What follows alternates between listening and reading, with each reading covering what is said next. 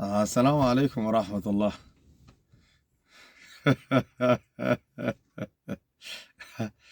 والله يا ربنا يصلح الحال.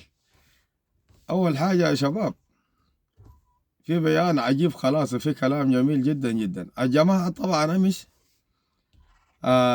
في الشمالية الجماعة طيبين، قال ناشندي الخلع انت الأشاوز، قال جايين نمقادي وجاكو دي، ما قال حركة داكشاك ولا حركة بارياك، والحركة بيجد لك في خورانك من ورا، وانت من قدام ماك شايف شغل الحركة، انت الخوران دي بقى بتندار صعبة حار. كم بيجي الفيل ذاته انت لقيته زيد وهجمت من ورا بكبر ده بعري. والأسد أو البرقص طبعا ده ملك الغابة، الحيوان كله منه بخاف، أي مخلوق في الغابة دي وده الملك بيخاف منه. الحركة القبل خورانة مبدورة. النازل قال لهم الأشاوز جايين بقادة من بوارة بيت طريق الشمالي وطريق دنقر ده هج منكم من ورا. كو النوم بقي شين، قال قام أصار ما أعرف مين بربر ولا مين هنا بدري بيه الأصار، قال قام العصار تقوم من هناك، شيل الأكياس هنا المدينة، هنا الكوشة، هنا الكوشة اللي عندك، وشالوا منه وقشم منه قام بين قشم الأكياس منه عنب شندي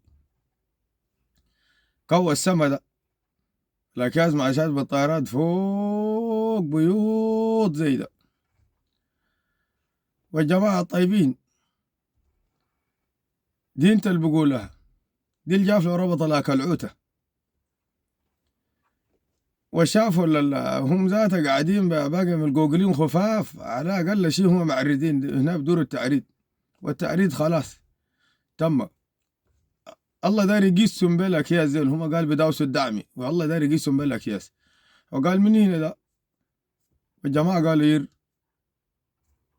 والبراعون المتتاكلون، البراعون المتاكلون في الحامية معامل فلنقايات التانين هنا يوم. والمضاضات الأرضية قال دير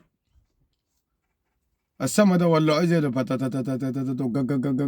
وقرلوا، قال خلاص المسيرات جات يعج والدقلو جانا بمسيرات، يوم ده الخراب خرب خلاص، خراب بتن خرب على كان هي مسبلين بدور التعريض، والتعريض ده خلاص تم.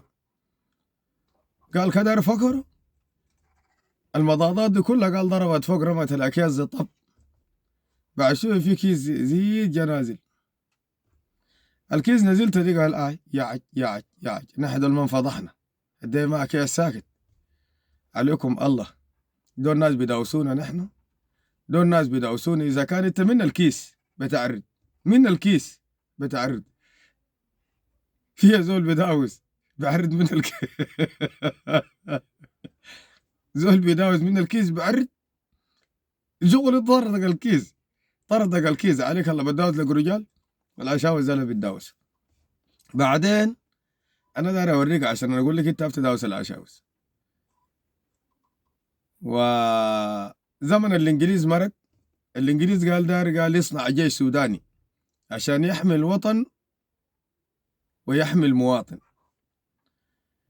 قال جرب من الشمال عشان يلقى جيش، قال مشي بيبحث الأطعمة،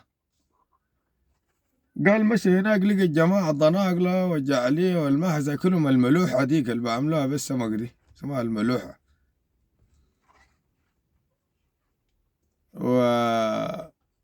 والملوحة دي قال بيسواها لأنهم لهم هنا بسبب القراصة. الخواجة قال داس الأكل زينا يجي مارن، قال كودل ما بقوا جيش خلاهم. مشى عليه فلانين دلاك ناس الشرق المعنين سراويلهم كبار ديل، مشى لهم برضو شافوا برضو قال عندهم لهم أكل سمع هنا كان بعرفها نسيت حال. قال مشى برضو لقى كلهم، قال برضو لقى مارن، قال برضو قال بقوا جيش. قال لفة طوالي لفة، مشى الجزيرة عليك، مشى أهل العوض أعزلها، احنا أهل العوض جاب لكم جركانة العسل، أي وقت العسل مشى لهم قال برضو إنه من الأكل اللي لقاها برضو لقوم كو. قال ده لا بقى جيش. فقال لما لف كده ولما جا للغرب مرق بالغرب، قال جاب العصيدة قبة الفاس. قبة الفاس ما تخينة قوية، جاب العصيدة قبة الفاس. قال لما طعن العصيدة زي الخواجة دم قام فوق دم القوقل حتنقطع العيشة، دم القوقل حتنقطع اللقمة. العصيدة دي قوقر ولد النار. هذا عصيدة مجنقو. مجنقو عندنا طبعا الناس اللي بيشتغلوا بيسووا الكماين، مجنقو دي بسوها بملح كجيك قوية، عصيدة قوية زاد.